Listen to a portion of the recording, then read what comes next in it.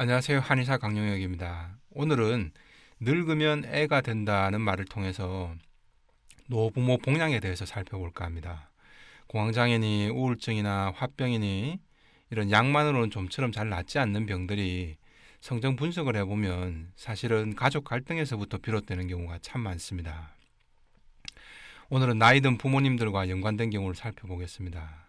연륜이 깊어질수록 현명한 인생의 길잡이를 해주시는 그런 부모님들도 계시지만 정말 어른이라기보다는 꼰대에 가까운 분들도 많습니다.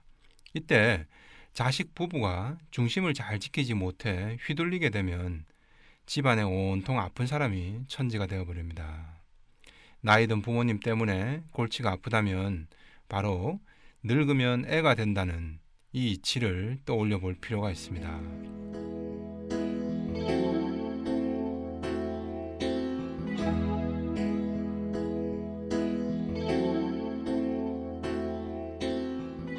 환자 사례를 한번 보시겠습니다. A씨는 어린 자녀 셋을 둔 30대 주부입니다. 폭식증과 진통제를 먹어도 잘 낫질 않는 심한 두통 때문에 내원을 했습니다. 결혼 이후 15kg이 쪘습니다. 시댁과의 갈등 때문에 불안하고 우울한 것이 폭식의 원인이 된 겁니다. 예를 한번 볼까요? 최근 주말에 시가 쪽 친척 결혼식이 있었답니다. 아이 셋을 데리고 다녀올 생각이었습니다. 그런데 남편이 갑자기 토요일 근무를 하게 됐습니다. 도저히 A씨 혼자서는 갓난아이까지 아이 셋을 데리고 다녀온다는 게 힘들었겠죠. 그래서 시어머니께 양해를 구했답니다. 그랬더니 그래도 오라고 합니다. 운전할 상황도 못 돼 도저히 힘들다고 했더니 그럼 동선에 차를 얻어 타고 오랍니다. 그런데 동선에도 갓난아이가 있어서 일이 너무 번거로우니 이번에는 빠지겠다고 말씀을 드렸는데도 막무가내였답니다. 한 2주간을 이 문제 때문에 계속 전화를 받아야 했답니다. 오케이 답이 나올 때까지 상대를 완전히 질리도록 만드는 게 시어머니 스타일입니다. 다른 문제들도 마찬가지입니다. 1년 전 시부모님은 돈을 빌려줬다가 떼었습니다. 결국 자신들이 사시던 아파트도 팔고 작은 전세를 얻어야 됐습니다. 그런데 이 A씨 부부 내외에게 전세금을 보태달라고 계속 조른답니다. A씨 부부 내외도 이미 어느 정도 보태준 상황이고 더 이상은 여유가 없다라고 말씀을 드려도 막무가내로 계속 더 달라고 조릅니다. 정말 어린아이 떼쓰듯이 노부모의 요구가 끝이 없는 거죠. 그래서 노인들이 점점 어린아이가 된다라고 말하는 것이겠죠. 아이들이 사탕 먹고 싶다는 생각에 꽂히면 때와 장소를 불문하고 울고 떼쓰고 하듯이 노인들 중에도 자식 입장은 배려하지 않고 자기 생각만 고집하는 거죠. 법구경에 이런 구절이 있습니다. 젊었을 때 수행하지 않고 정신적 재산을 모아두지 못한 사람은 고기 없는 연못가에 늙은 백로처럼 쓸쓸히 죽어갈 것이다. 또한 부러진 활처럼 쓰러져 누워 부질없이 지난 날을 탄식하리라. 노욕을 부리는 노인들의 모습을 정확히 묘사한 글귀가 아닌가 생각됩니다. 젊어 자신을 성찰할 기회를 갖지 못한 채 욕심에 이끌려 왔다면 비록 내 부모라도 어쩔 수 없는 거죠. 이들의 인격을 지금 와서 되돌리긴 어렵습니다. 하지만 그 화가 내 가족, 내 자식들에게까지 계속 파급되도록 해서는 안 되겠죠. 그건 내 부모의 인격적 한계 문제가 아니라 자식인 내 역할인 거죠. 상대의 집착은 어쨌든 내가 방조한 측면이 분명히 있습니다. 사람은 누울 자리를 보고 다리를 뻗기 때문이죠. 자식된 도리로 부모가 더 이상 노욕을 부리지 못하도록 하는 것이 부모 입장에서도 덜 괴로운 노년을 보낼 수 있게 됩니다. 그런 면에서 사실 더 큰 문제는 부모님이 아니라 A씨 내외한테 있습니다. A씨는 거절을 하니까 마음이 불편하다. 그리고 시부모님은 끝까지 요구할 테니까 결국은 요구를 들어드리고 만다라고 말합니다. 일례로 시가 쪽 결혼식이 있던 날 A씨는 2주를 시달린 끝에 가지 않았습니다. 아니 도저히 갈 수가 없죠. 그런데 그걸로 끝이 아니었습니다. 오후가 되자 시어머니는 잔치 음식을 싸왔으니 지금이라도 손주들 다 데리고 와서 음식을 가져가라는 겁니다. 정말 강적이죠. 요즘 먹을 음식이 부족해서 잔치 음식을 싸온 것일까요? 오직 내 하고 싶은 대로 한마디로 꼰대짓을 하는 겁니다. 계속 전화해서 빨리 가져가라고 재촉하는 통에 A씨 부부는 다른 볼일도 못 보고 결국 밤늦게 부랴부랴 아이 셋을 안고 다녀왔답니다. 늘 이런 식이죠. 돈 문제도 마찬가지입니다. A씨 내외는 시부모가 달라는 대로 결국 돈도 다 주고 말았답니다. 그러고 나니까 A씨는 머리가 심하게 아파지는 겁니다. 결혼할 때는 둘째 아들이라고 돈 한 푼 안 보태준 시부모가 이제 와서 돈 내놓으라고 해서 빼앗기듯이 줘버렸으니 오죽하겠습니까? 여기서 생긴 억울함과 분노를 결국은 혼자서 음식에다가 자꾸 화풀이를 하는 겁니다. 그게 폭식증인 거죠. 음식 가지고 오라고 할 때 애가 잠이 들었다, 애가 배탈 설사가 났다라고 적당히 둘러대서라도 끝까지 가지 말아야 했습니다. 그리고 이런 말은 누가 해줘야 할까요? 며느리보다는 아들이 직접 해야죠. 만약 처가 장인 장모님이 이런 식이면 아내분이 먼저 나서서 또 교통정리를 하는 게 좋겠죠. 그런데 A씨 부부는 계속 부모님한테 끌려만 간 겁니다. 버티다 끌려가고 처음엔 거절하다가 끝내는 들어주는 식으로 계속 반복이 된 거죠. 그러다 보니 부모님 고집만 더 세지게 만든 거죠. 왜 이럴까요? 시부모의 인격 이전에 A씨 부부의 단호함이 부족했던 거죠. 노부모의 노욕은 적당히 해서는 끊어지지가 않습니다. 단호해야 합니다. 그걸 못 끊으면 결국 집안이 전부 병드는 겁니다. 효부 효손이 없으면 그 집안에 질병이 끊이지 않더라. 이재마 선생의 말입니다.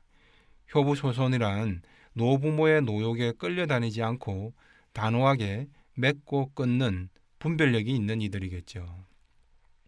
근데 사상의학에서 말하는 태음인들은 예를 타고난 체질이라 어쨌든 어른들한테는 가급적 맞춰주려는 기질이 강합니다. 또 갈등이나 분쟁 상황에 대한 심리적 긴장도가 높아서 이런 거는 미리 피해버리려고만 합니다. 그래서 내가 조금 손해보고 피해버리면 차라리 그게 더 낫다라고 착각합니다. 결국 돈도 빼앗기도 줘야 하고 주말에도 이리저리 제대로 쉬지도 못하고 이리저리 끌려다니는 그런 대가를 치러야 합니다. 속이 부글부글 하겠죠. 결국 남는 건 화병의 폭식증인 겁니다. 물론 내가 한 번 보고 안 볼 사람 같으면 그것도 현명한 선택일 수 있습니다. 그래, 옛다 이거나 먹고 떨어져라. 내가 돈 조금 손해보면 더 이상 귀찮은 갈등 상황이 아예 안 생긴다면 그것도 정신건강을 위해서 좋은 선택이 될 수도 있습니다.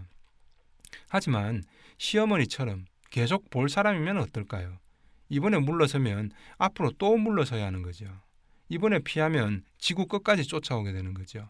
이를 도망만 치니까 돈도 뺏기고 자기 삶의 결정권도 다 뺏기고 우울하고 화만 나고 결국은 음식에다가 화풀이만 하는 겁니다.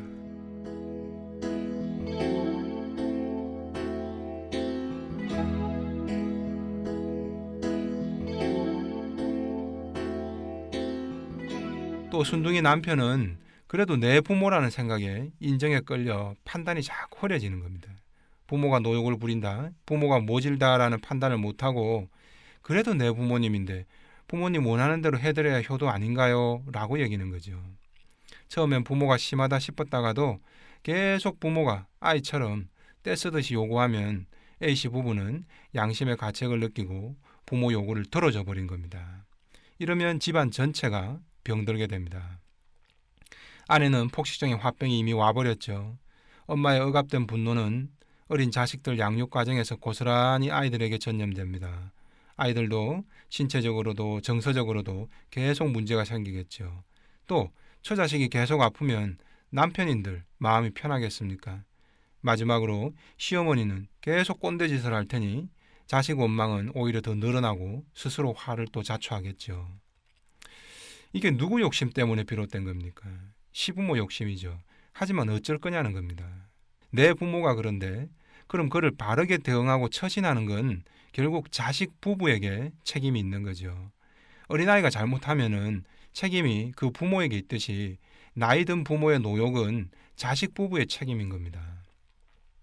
아이가 사탕을 많이 먹어서 이가 썩고 밥을 안 먹고 몸은 자꾸 비썩 말라갑니다. 그런데 또 사탕을 사달라고 합니다. 엄마는 어떻게 하는 게 자식 사랑일까요? 당연히 거절해야겠죠. 그래서 거절했습니다. 그러면 아이가 네, 알겠습니다. 우리 엄마 나를 사랑해서 사탕 안 사주시는 거죠. 이렇게 단박에 알아들을까요? 천만에요. 마트에서 울고 불고 바닥에 나 뒹굴기도 하겠죠. 이때 엄마는 어떨까요? 창피합니다. 동네 사람들 다 쳐다볼 거고, 그리고 자신이 자식한테 너무 심한 건가 라는 착각과 갈등이 일어납니다. 이걸 견디질 못한 겁니다. 그리고는 또 사탕을 사줘 버리는 거죠. 그러니 애는 어떤 생각이 들까요? 아, 우리 엄마는 처음에는 안 된다고 해도 내가 때를 쓰면 결국엔 들어주잖아. A씨 시부모는 어떨까요? 마찬가지 아닐까요? 만약 엄마가 사탕을 끝내 안 사줬습니다. 그러자 이번에는 아이가 아빠한테 쪼로로 달려갑니다. 그리고 아빠한테 요구를 합니다. 그랬더니 아빠는 자기 양심의 가책을 들려고 냉큼 사탕을 사줘버립니다. 어떻게 될까요? 완전 뒤죽박죽이죠. 엄마는 나쁜 사람이 되고 아이는 안하무인이 되죠. 그래서 이런 건 부부가 단호하게 같은 태도를 보여야 합니다. 노부모를 대할 때도 마찬가지겠죠. 자, 그리고 부부가 합심해서 거절하면 어떨까요? 아이든 노부모든 집요하게 다시 요구하죠. 진짜 사랑한다면 이를 견뎌야 하는 겁니다. 저항하고 더 극렬하게 반응할 수도 있고 내 욕을 할 수도 있습니다. 하지만 그것도 미리 예상하고 각오하고 있어야 합니다. 이때 중요한 건 바로 단호함입니다. 노부모가 아무리 때를 써도 앞으로 입장 변화는 없다는 단호함이 A씨 부부의 눈빛과 말투에 묻어 있어야 하는 겁니다.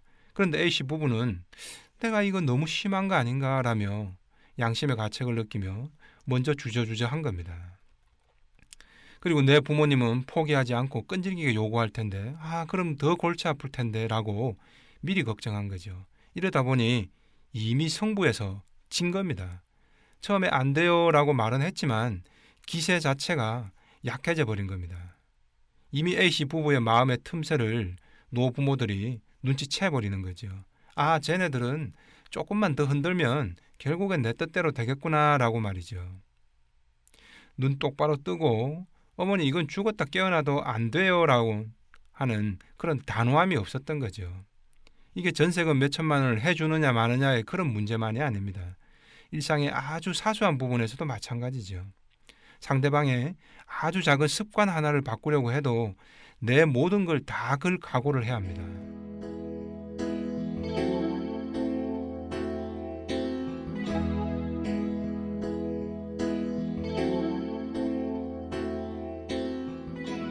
어머니가 만약 이렇게 계속 나를 괴롭히면 다시는 못 보고 삽니다. 이혼할 수밖에 없네요.